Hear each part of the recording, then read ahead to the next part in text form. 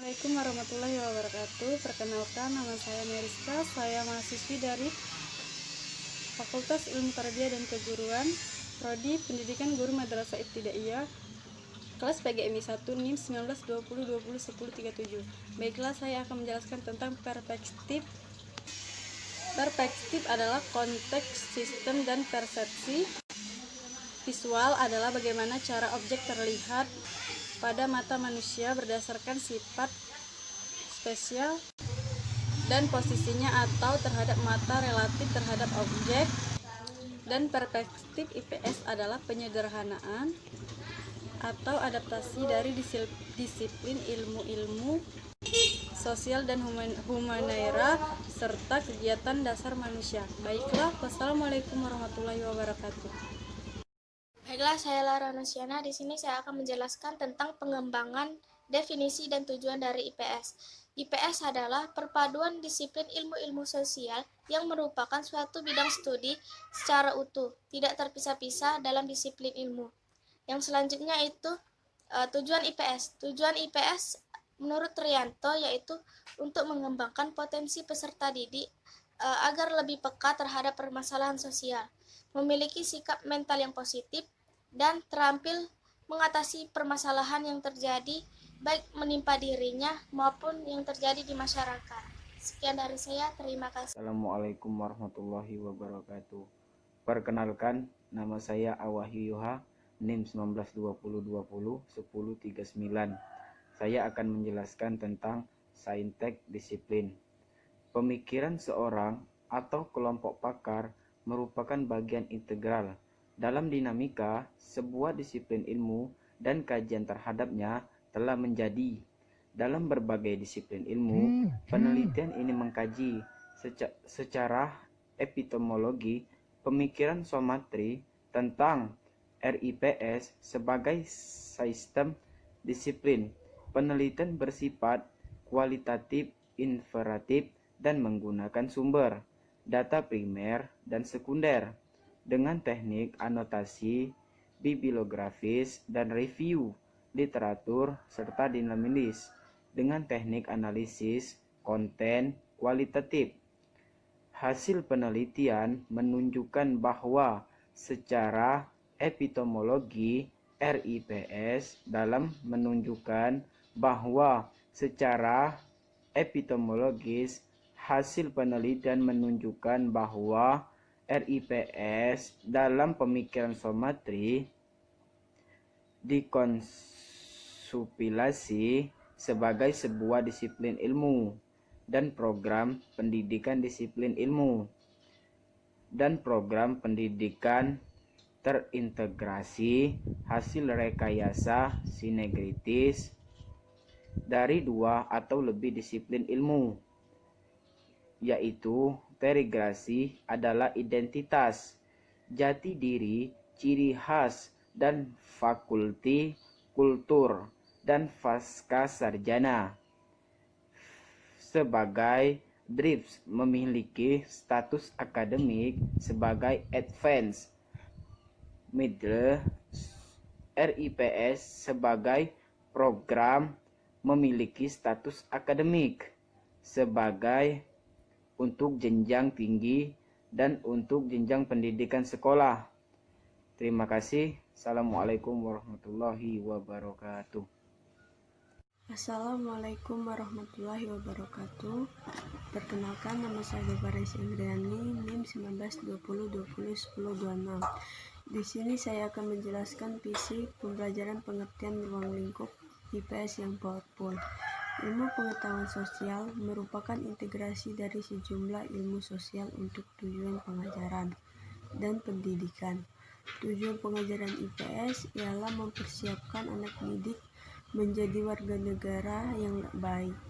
Salah satu cara untuk mencapai tujuan tersebut ialah pembelajaran ilmu pengetahuan sosial diajarkan secara powerful.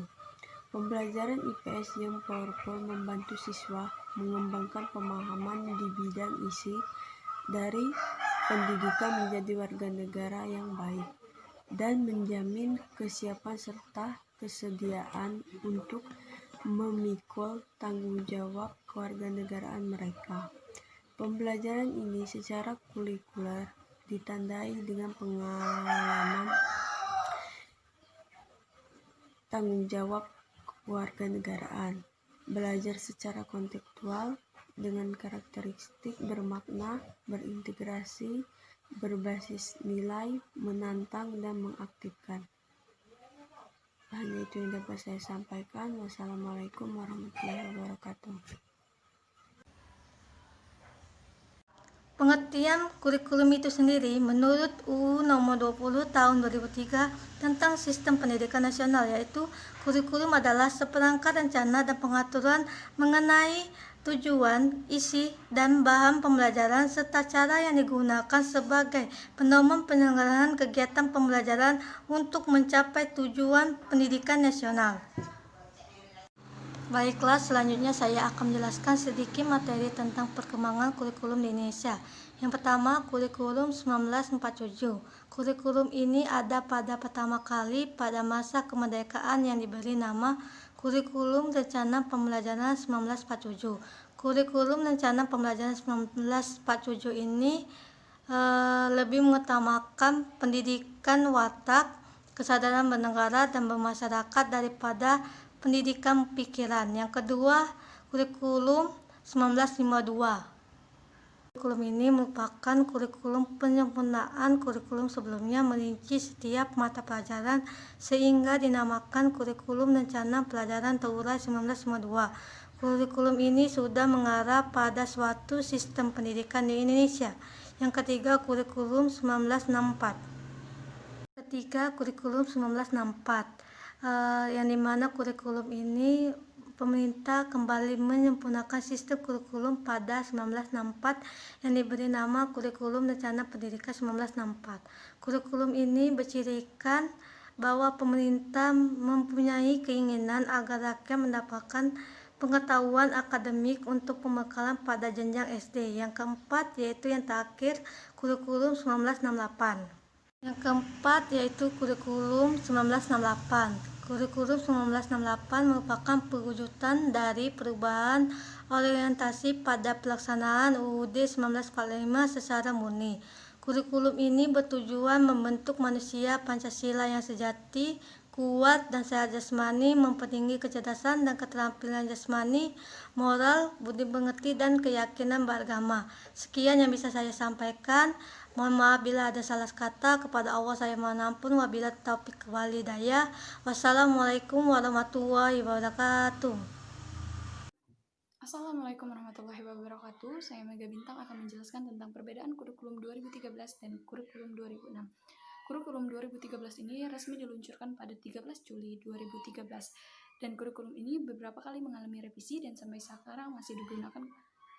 Nah, perbedaan dari kedua kurikulum ini, yang pertama K13 itu menggunakan jam pelajarannya semakin banyak, tetapi jumlah pelajarannya dikecilkan atau disedikitkan. Sedangkan di KTSP itu jumlah pelajarannya banyak dan waktunya sedikit.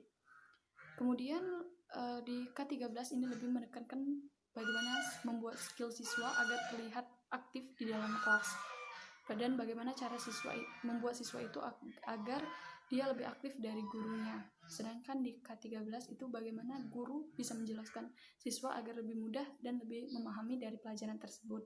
Kemudian di K13 ini langsung menggunakan buku tematik atau percampuran dari beberapa seperti IPS terpadu, IPA terpadu, matematika terpadu, bahasa Indonesia dan lain sebagainya dijadikan satu buku dalam satu semester.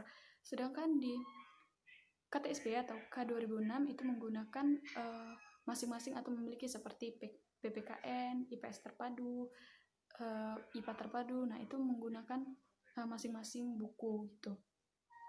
Kemudian itu ada pertambahan ekskul, itu pramuka menjadi ekskul yang wajib dimiliki oleh setiap siswa. Sedangkan di K2006 itu tidak wajib. Nah, mengapa ini wajib dimiliki setiap siswa? Karena selain siswa itu aktif di pelajaran, ia juga aktif bagaimana mengembangkan rasa kepemimpinan, rasa gotong royong, bersahabat dengan sesama teman, guru, dan kepala sekolahnya. Nah, kemudian di K13 ini ada menjelaskan tentang bagaimana seorang guru itu. Perkenalkan, nama saya Nabila Safitri dengan NIM 1920201034. Di sini saya akan menjelaskan sedikit tentang perlunya perubahan mindset guru ke arah yang lebih kreatif. Guru harus memiliki kreativitas yang tinggi dalam proses pembelajaran di sekolah. Tidak terlepas dari peran guru sebagai model di lingkungan sekolah maupun masyarakat. Oleh karena itu, diperlukannya perubahan mindset guru ke arah yang lebih kreatif. Ia mampu menata pola pikir dan mampu menginstruksikan penentuan ke arah tujuan. Dan diperlukan sebuah keterbukaan pemikiran yang berorientasi di masa kini dan jauh di masa depan. Sekian, terima kasih.